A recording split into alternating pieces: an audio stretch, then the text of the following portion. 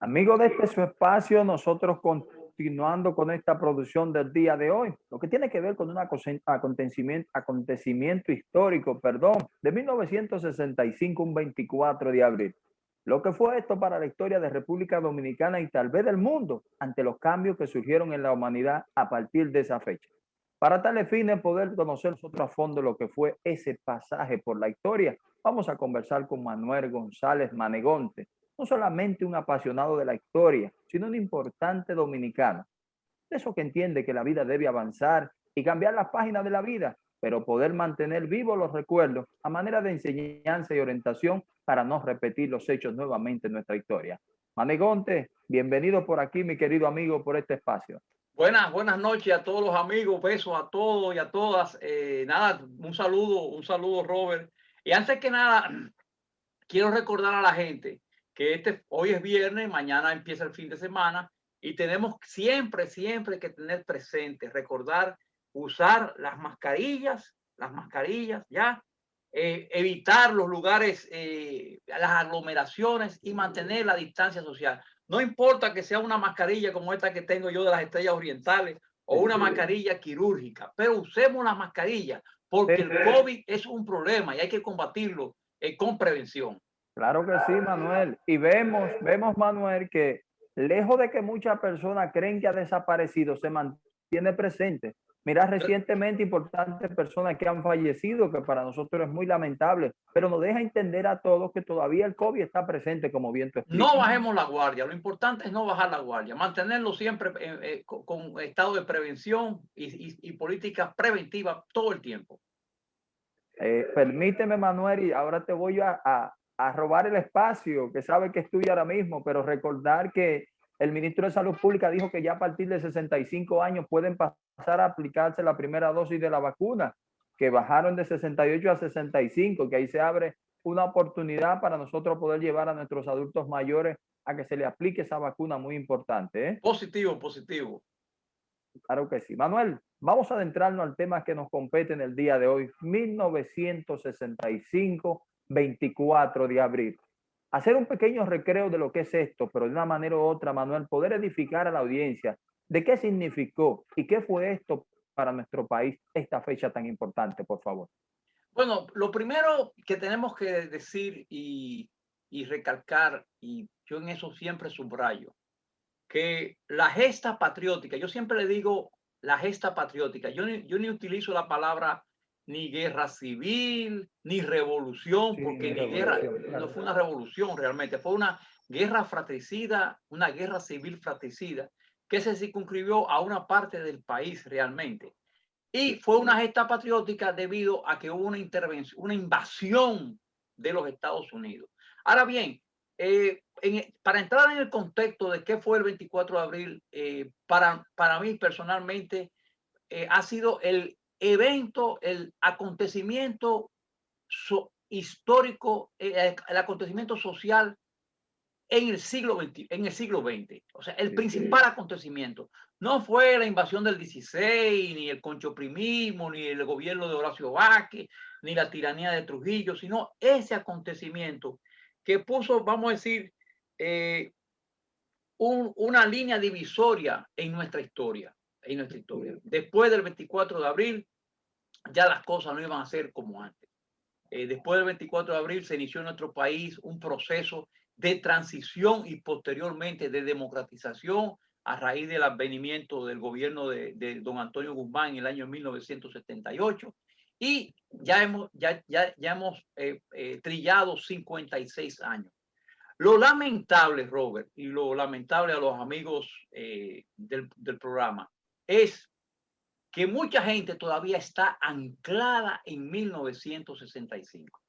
Y no, ya hay que soltar amarra, hay que soltar ancla y hay que continuar avanzando. Tomar la lección de 1965 como una enseñanza muy trágica, muy lamentable, que dividió a la familia dominicana, que dividió a la familia dominicana.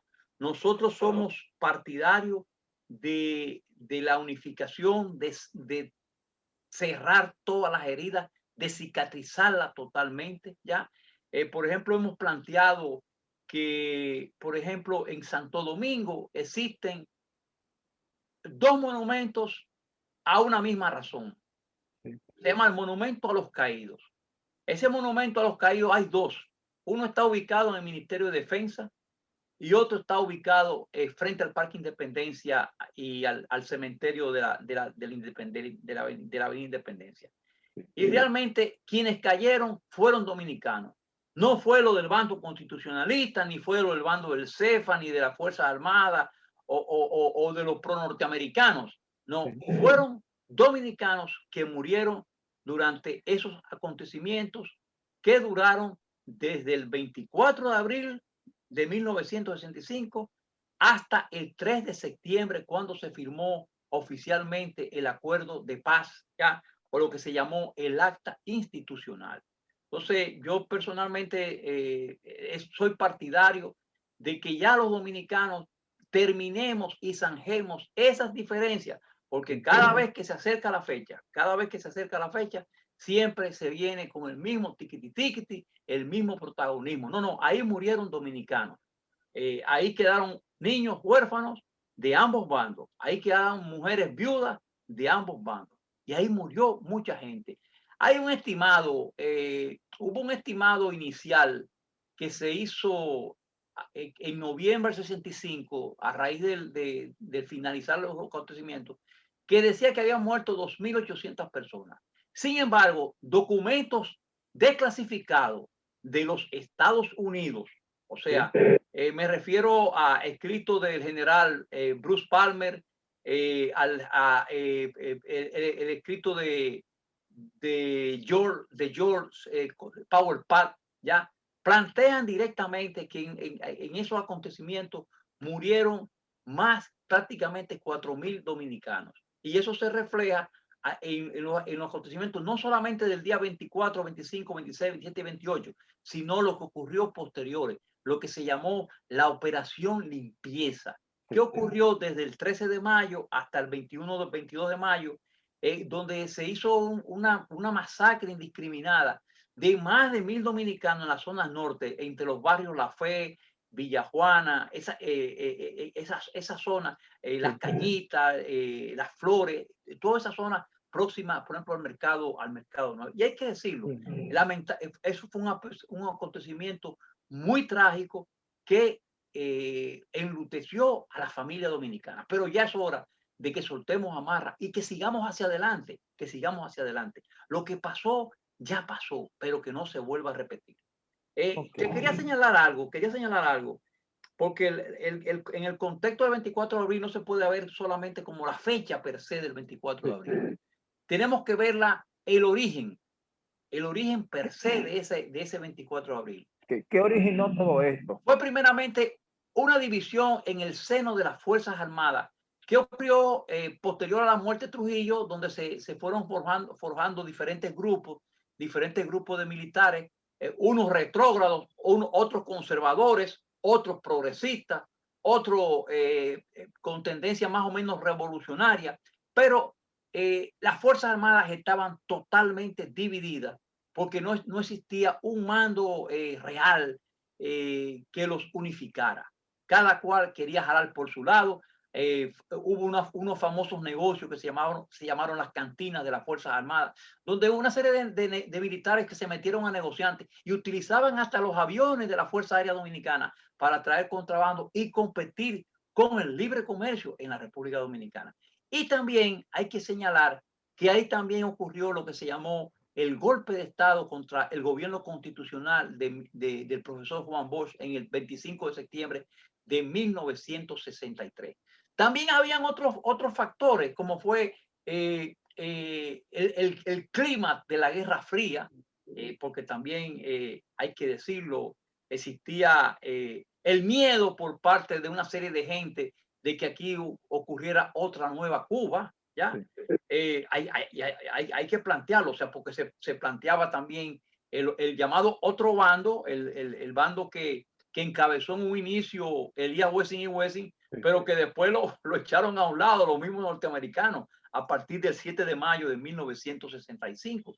Y eso hay que decirlo. Entonces, cuando se da ese golpe de Estado, posterior al golpe militar de 1963 ocurren unas guerrillas que encabezó el licenciado Manolo Tavares Justo. Esas guerrillas Sí. fueron eliminadas, exterminadas, fueron capturados vivos y fusilados en las Manaclas, un 21 de diciembre de 1963. Entonces había un clima de descontento porque el triunvirato no arreglaba la situación económica, ¿ya? Hubo una famosa huelga de carácter insurreccional el 1 de mayo de 1964. Había mucho descontento y también había conspiración de todo el mundo.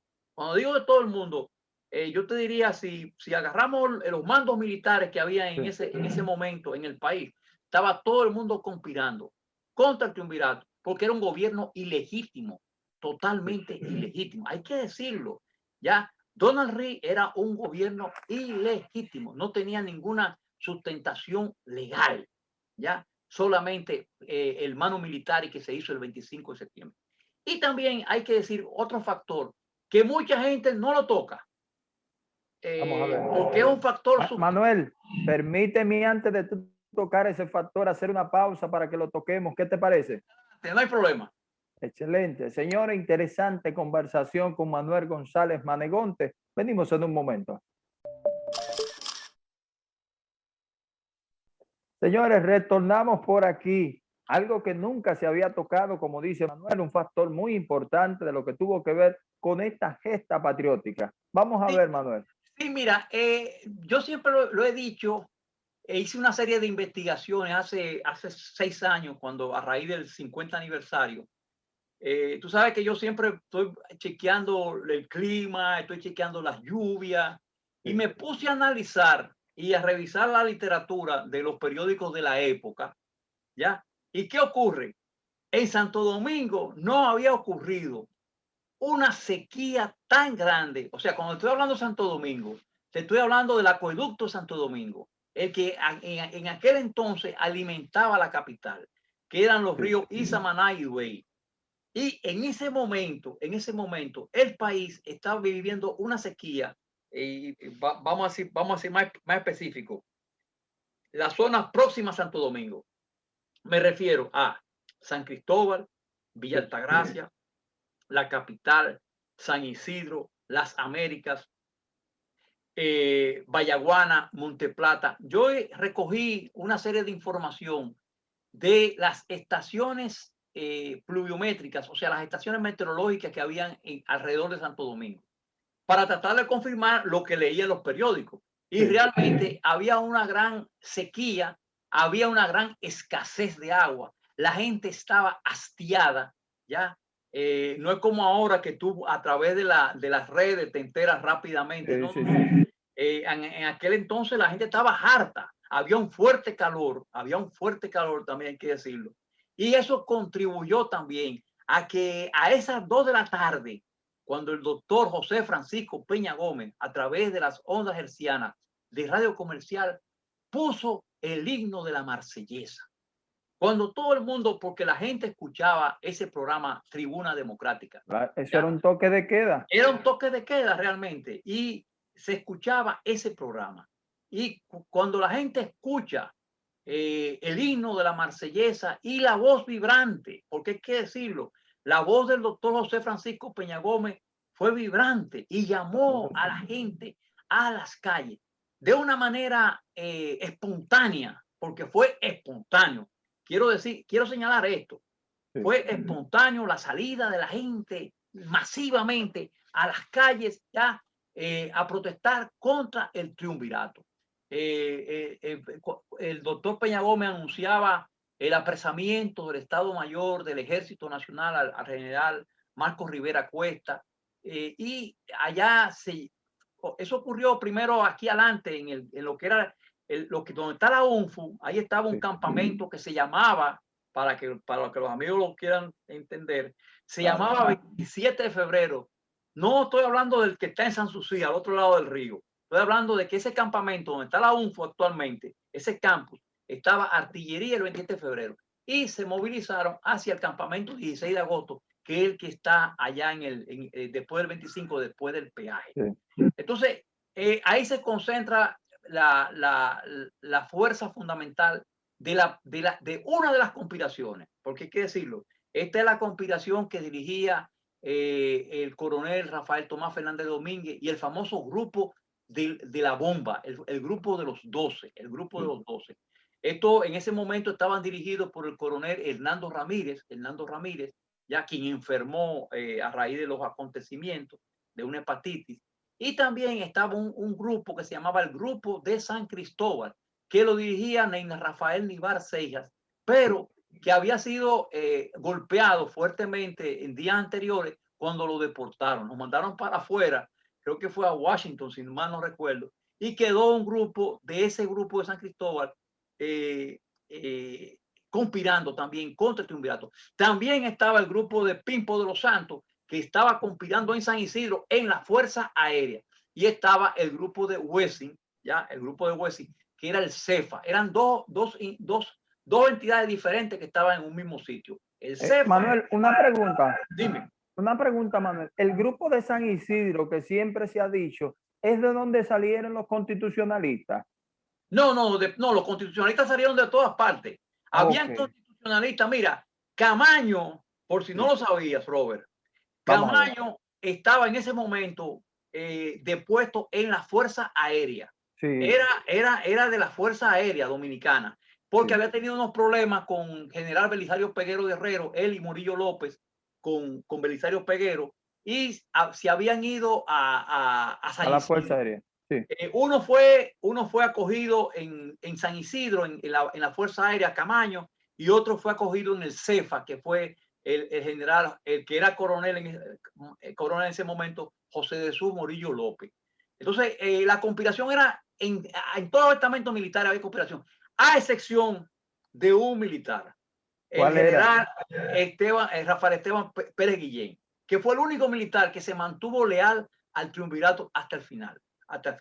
Pero el día 25, después de que las masas se desbordan en las calles, ya, y que se inicia la entrada de los militares a Santo Domingo, que ocurre en la noche, madrugada del 24 al 25, el triunvirato no tenía ningún tipo de sustento, porque no lo apoyaba nadie, ¿Qué ocurre? Simple y llanamente ocurre una serie de inconvenientes.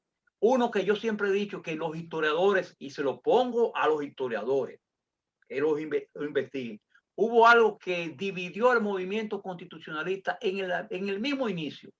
Fue cuando se llegó a la toma del cuartel de transportación. Eso es lo que queda allá en la Pedro Livio Cedeño. Claro, Pedro Livio. Hay unos edificios ahí donde estaba la cárcel preventiva, por ahí. Sí, claro, justamente próximo a donde estaba el Seguro Social antes, el Hospital del Seguro. Donde estaba el Gautier, Salvador López Gautier, y el hospital Perpetuo Socorro. Sí, claro. Entonces, ahí, en ese lugar, había un mando, un coronel llamado Rafael Nival de Ledesma. Sí. Y esa noche, cuando fue un capitán un oficial a pedir la adhesión al cuartel, sí, el coronel le saltó, le dijo, ¿desde cuándo un capitán manda a un coronel? Bueno, pues el hombre recibió un rafagazo, él y su ayudante, que era un mayor Antero Vizcaíno, murieron, sí, en el acto. Y eso provocó la primera fricción dentro de los sectores constitucionalistas, porque los sectores constitucionalistas eran dos. Sí. Uno que encabezaba el PRD y otro que encabezaba lo que después se formó como Grupo San Cristóbal, o que fueron allegados al doctor Balaguer. Porque hay que decirlo, porque también estaban conspirando. Manuel, ahí en este bloque hay una pregunta que no puede faltar, porque hay un factor muy importante que me gustaría saber dónde encaja y cuál fue la labor en ese momento del movimiento 14 de junio, si tuvo también incidencia en toda esa etapa. No, mira, muy buena tu pregunta, porque se han tejido muchos cuentos, claro, muchos grandes embustes. Sí. El movimiento fue primero espontáneo. Muy bien. Tomó por sorpresa a toda la izquierda revolucionaria, léase Movimiento Popular Dominicano, sí, léase Movimiento 14 de Junio, léase Partido Socialista Popular. Tomó por sorpresa.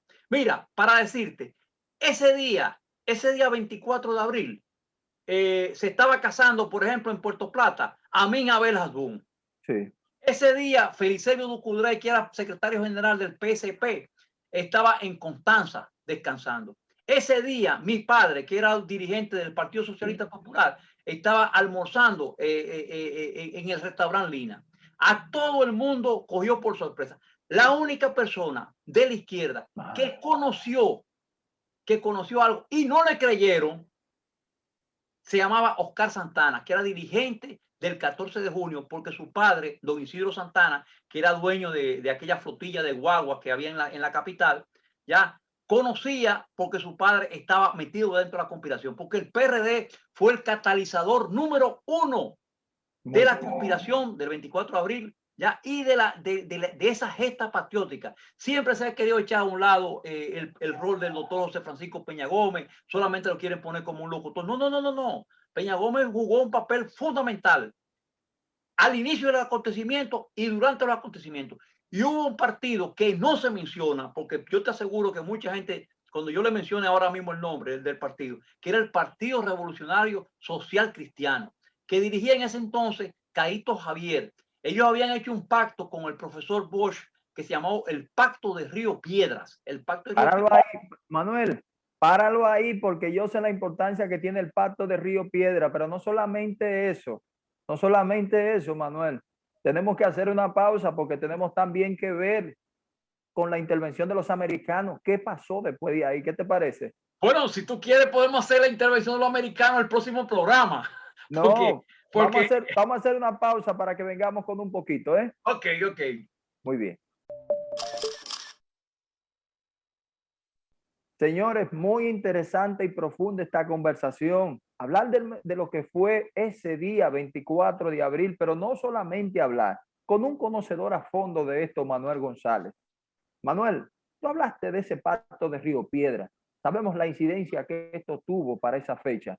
Vamos a conocer un poco de esto y no sé si por lo menos que sea poquito, pero también la intervención de los americanos. ¿Qué te parece? Sí, mira, lo que fue el pacto de Río Piedra fue previo, o sea, simple y llanamente era enfrentar al triunvirato desde el punto de vista democrático, llevarlo a la legalidad.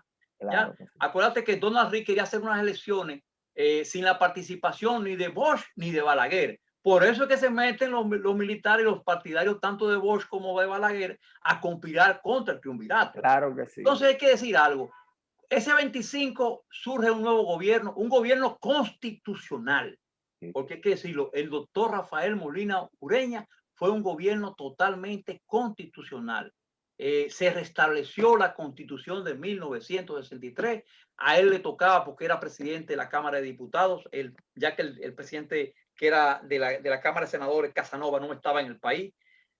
Se toma el poder el 25, pero ahí empiezan las pugnas. Había gente que no quería el retorno del profesor Bosch, como se planteaba inicialmente un sector. Otros planteaban una junta cívico-militar. Otros planteaban un compás de espera, un gobierno provisional y convocar a elecciones dentro de 6 meses. ¿Ya? Lo que pasó fue que simple y llanamente hubo gente que se desesperó, creyó que por tener la fuerza iba a aplacar el movimiento. Y el mismo domingo 25 de abril, el Palacio Nacional a las 3:30 de la tarde fue ametrallado. Sí. Bueno, le tiraron hasta charneles, hasta cohetazos le tiraron. Sí, claro. Mismo día 25. Entonces, se rompía el diálogo, se rompía cualquier posibilidad de diálogo. Entonces, el pueblo se lanzó a las calles al Puente Duarte. Al Puente Duarte, hay que decirlo, que se lanzó a las calles al Puente Duarte para evitar el avance de las fuerzas que venían de San Isidro. Entonces, durante esos acontecimientos, 25, 26, se llamó al pueblo a las calles, los aviones ametrallaron, hay que decir, ametrallaron los aviones, los vampiros y los P-51, porque estos ojos en mi niñez lo vieron. Mis oídos escucharon los impactos de bala en mi barrio, porque los aviones salieron a ametrallar a la población, a la ciudad. Y en aquella época, la capital dominicana, el 80% de las casas eran de zinc. O sea, fue una cosa para asustar y amedrentar. Y contrario a lo que pensaban esos criminales, porque son unos criminales, porque tiraron un avión a la población, ¿ya? Y ametrallar una multitud como ocurrió en el Puente Duarte, ¿ya? Lo único que provocó fue más enardecimiento del pueblo dominicano, ¿ya? Por su libertad y por el retorno del profesor Juan Bosch. Entonces, ahí vino lo que fue lo que se llamó, que mucha gente le llama la batalla del Puente Duarte. Yo no la llamo la batalla de Puente Duarte, yo le llamo la batalla de Villa Francisca o la batalla de Santo Domingo. ¿Por qué? Porque ese día martes 27 de abril, cuando se estaban haciendo las negociaciones en la embajada norteamericana, había un embajador norteamericano de nombre William Tapley Bennett, vergonzoso para los Estados Unidos ese señor, ya, porque ese señor innecesariamente provocó ya realmente que se agudizara más la crisis y la división dentro de los sectores militares. No me dio para nada. Lo que hizo fue provocar y provocó la ira del coronel Francisco Alberto Camaño de Ño, que en ese momento estaba acompañado del coronel Jorge Gerardo Marte Hernández, y salieron hacia el Puente Duarte, salieron hacia Villa Francisca a defender al pueblo dominicano, y avanzaban tropas de la Fuerza Aérea y del Centro de Enseñanza de las Fuerzas Armadas, el CEFA, cruzaron el puente, lograron doblegar la resistencia popular que había en el puente, pero cuando entraron a los barrios, cuando entraron a las calles, esos tanques no pudieron con el pueblo y fueron prácticamente eliminados.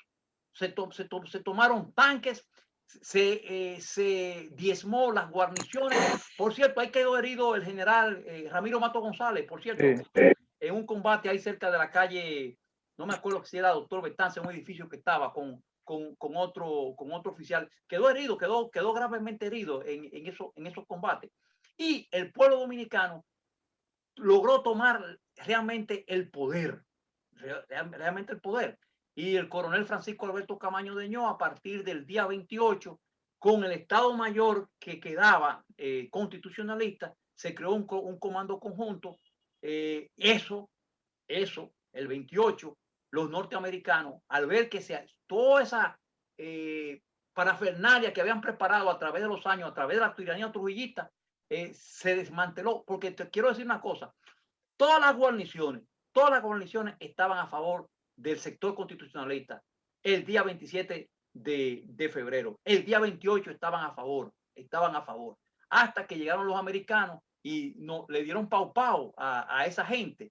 ¿Ya? Vamos a dejarlo hasta ahí, Manuel. No, espérate, cuando digo pau a esa gente, le estoy diciendo a los militares que estaban de claro que sí, con Elías Wessing y Wessing. Sí, claro se provocó esa invasión. Pero yo creo que la semana que viene podemos hablar un poco más de la invasión y del surgimiento del gobierno constitucionalista del presidente Camaño y del gobierno de reconstrucción nacional que encabezó el general Antonio Inver Barrera. Así será, hermano. El próximo viernes, Dios mediante, tenemos este compromiso aquí con la audiencia. Recordemos a la gente, su mascarilla, usen la mascarilla. Eso es así. Así es, usando la mascarilla. Señores, hasta aquí por el día de hoy, en este su espacio. Nosotros siempre agradecidos de ustedes. Como siempre les digo, una producción general de don Mario Rivadulla. Para todos ustedes nos reencontramos ya la próxima semana, concluyendo con ustedes un fin de semana excelente. Como dice Manegonte, vamos a cuidarnos, utilizar la mascarilla. Nos vemos ya en la próxima. Muchísimas gracias a todos. Hasta luego.